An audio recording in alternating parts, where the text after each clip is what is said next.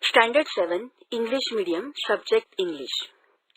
Lesson number 1.4, The King's Choice. There was once a lion who was king of the forest. He was big and strong and very fierce. All the other animals in the forest called him king. They brought him gifts from every corner of the forest. But the more the lion had, the more he wanted. A king must have a coat, he said to himself one day. He called a fox to his side.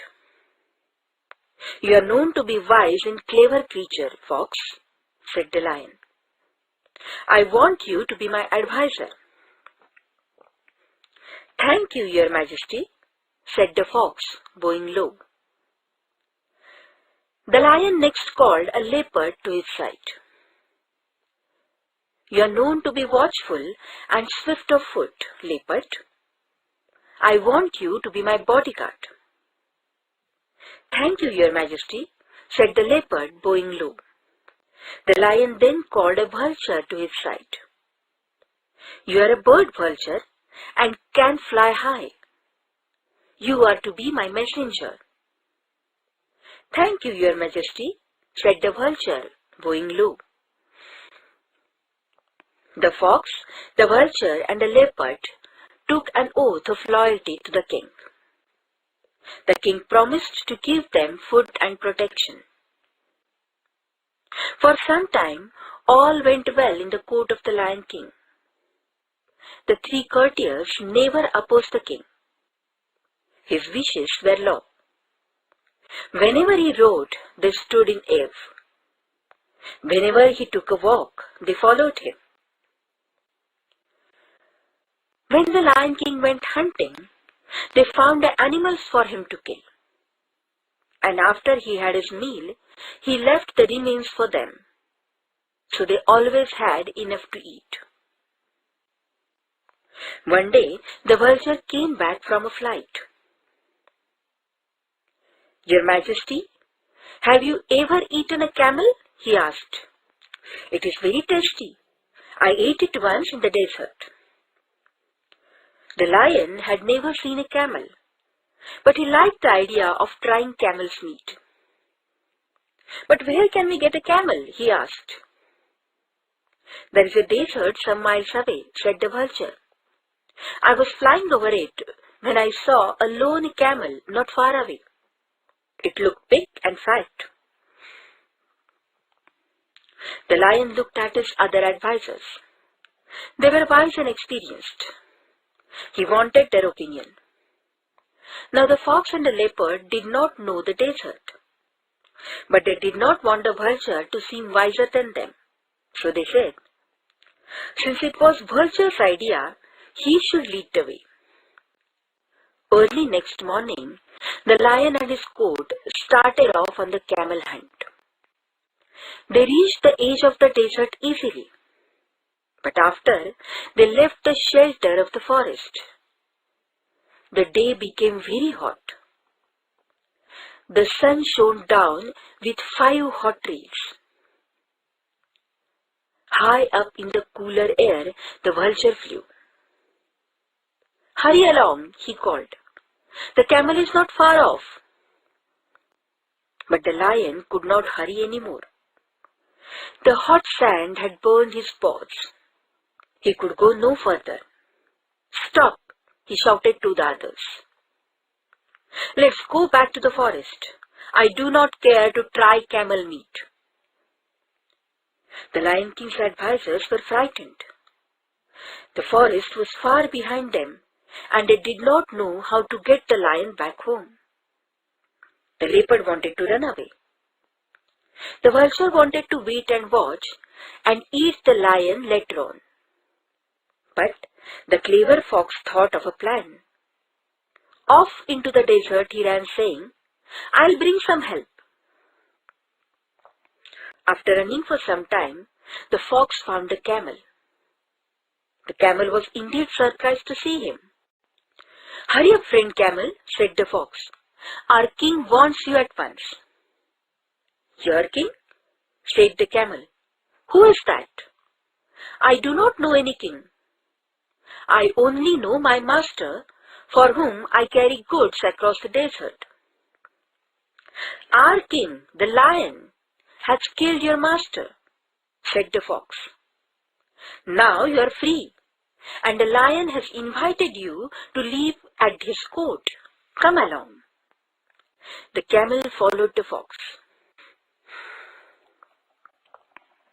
When the fox and the camel reached the lion's camp, the vulture and the leopard were surprised. Even the lion looked pleased in spite of his burnt paws. The camel was presented to the king. He agreed to serve the lion in return for a home at his court. Get on the camel's back, your majesty, said the fox. We'll return home. The lion at once jumped to the camel's back. His courtiers, the fox and the leopard, jumped up behind him. And with the vulture flying ahead as a guide, they set off on the long journey back to the forest. When the travelers reached the forest, they were all tired and hungry. The fox, the leopard, and the vulture looked at the camel. Then they looked at each other and smiled hungry smiles. They had brought the camel for the king's dinner. Now it was time for the feast. The Lion King knew what his courtiers were thinking. He called the camel to him. Friend camel, he said, I have to thank you for saving my life. You are welcome to live at my court as long as you like. I promise you my protection. The lion's courtiers were shocked. Had they not risked their lives so that he could try camel meat? And the king wanted to let the camel live? The courtiers were not pleased with his decision. Yet they could do nothing. Now the lion's paws were so badly burnt that he could not go hunting. But that did not keep him from growing very hungry indeed. Fox, leopard, vulture, he shouted. Don't you see that I am ill and hungry? Go and get me some food. The courtiers had to obey the king.